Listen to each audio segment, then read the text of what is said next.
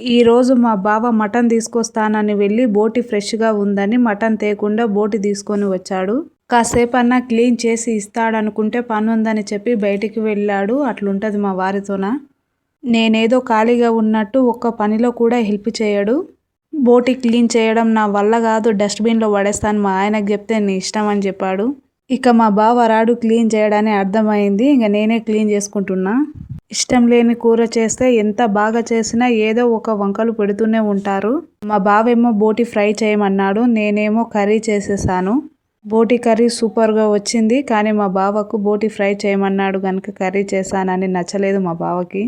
ఆయనకి ఇష్టమైన బోటి ఫ్రైయే చేద్దాం అనుకున్నాను, కానీ ఇంకొక కర్రీ చేయాల్సి వస్తుందని చెప్పి బోటి కూర చేశాను. నువ్వు ఎప్పుడు ఇంతే, ఎప్పుడు చెప్పిన పని చేసావు గనక ఈరోజు చేయడానికి అంటూ మా బావ నా మీద కోపడ్డాడు.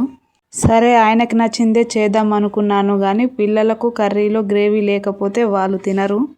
మొత్తానికి ఈరోజు మా బావ చేతిలో అయితే నాకు తిట్లు పడ్డాయి. నాకు మా బావకి ఎప్పుడు ఇట్లనే ఉంటుంది. కానీ మీకు వీడియో నచ్చితే సబ్స్క్రైబ్ చేసుకోండి.